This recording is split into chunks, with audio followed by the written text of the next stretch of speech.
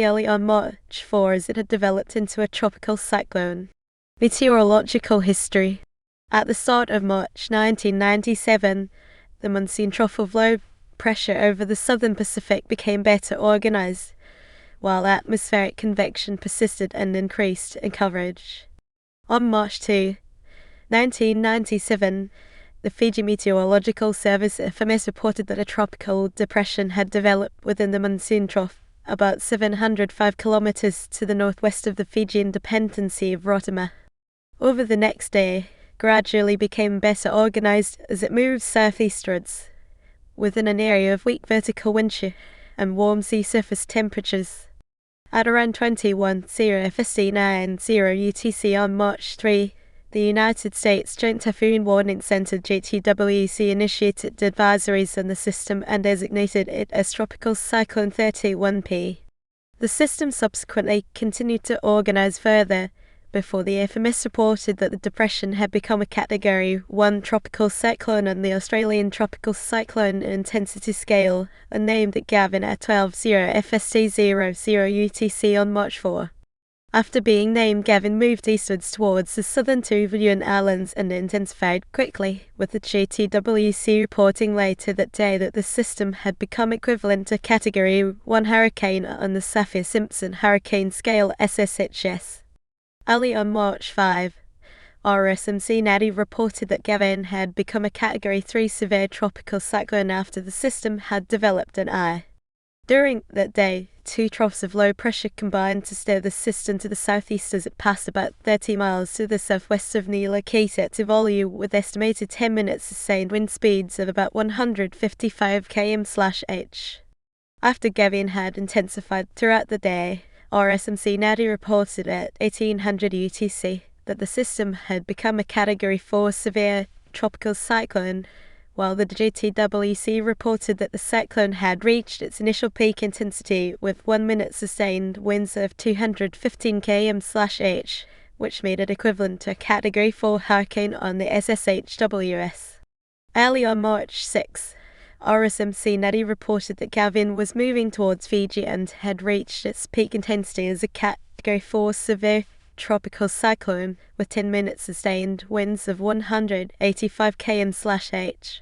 Later that day, the system passed about 135 miles to the west of the French territory of Futuna, before it started to weaken as it passed about 60 miles to the northwest of Laboso and the Fijian island of Vanuatu. Preparations and impact.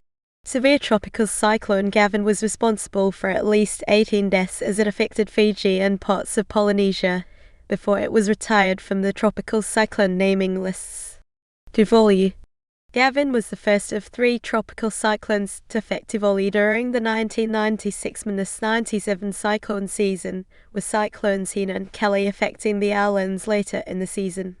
Ahead of the system affecting the Polynesian island nation, hurricane warnings were issued for Niulakita and Ukulele, while gale or storm warnings were issued for the rest of Tuvalu.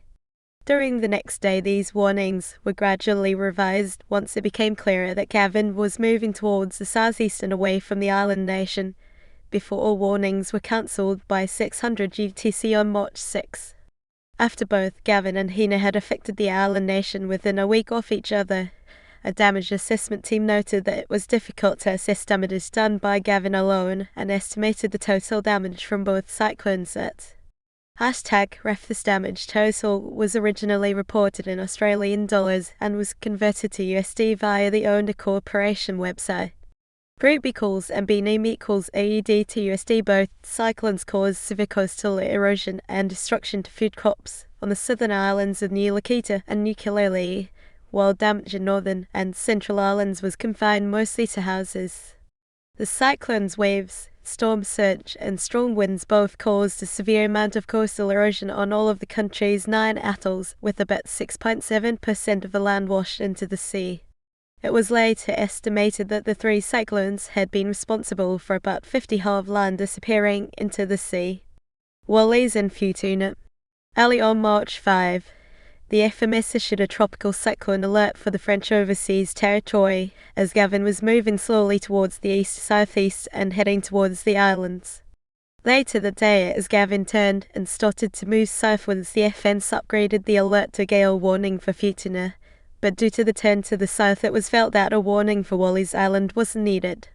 The alert for Wallis was subsequently cancelled early the next day, while the gale warning was maintained for Futuna, as the island was still expected to be within the extent of gale force winds during that day.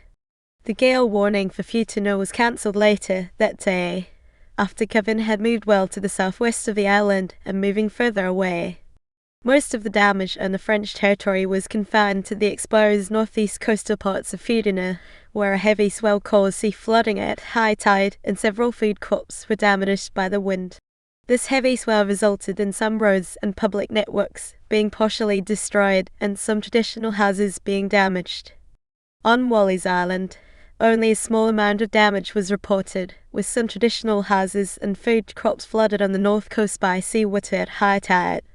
Fiji. During March 4, the FMs issued a tropical cyclone alert for Rotterdam, as it was possible that Gavin could produce gale force winds or pass over the island within 48 hours.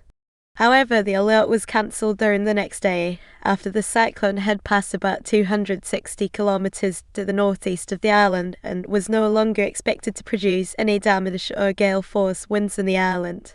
As they cancelled the alert for Rotterdam, the FMs issued an alert for Fiji, as it was apparent that Gavin was moving southwards towards the archipelago, before they started to issue various gale and storm warnings for Fiji during March 6.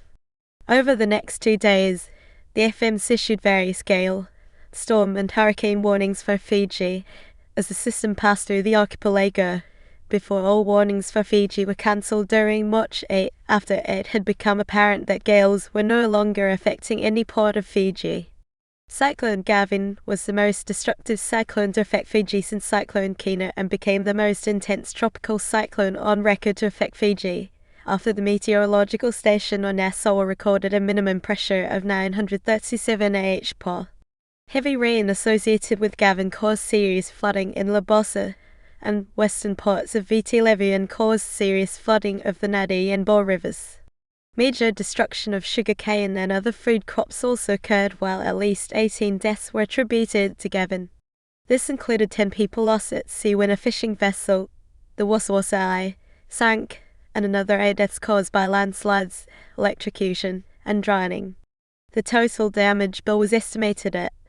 However, despite devastating several parts of Fiji, Gavin's turned to the southwest just before it moved through the island nation, spared Fiji's 2 main populated islands of Vanuatu Levu and Viti Levu the full brunt of the cyclone. New Zealand.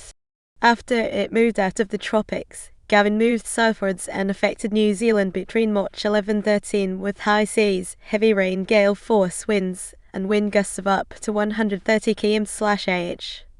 As a result of the heavy rain, some flooding was reported in parts of the Northland, Waikato, Bay of Plenty, and Gisborne, which led to road closures.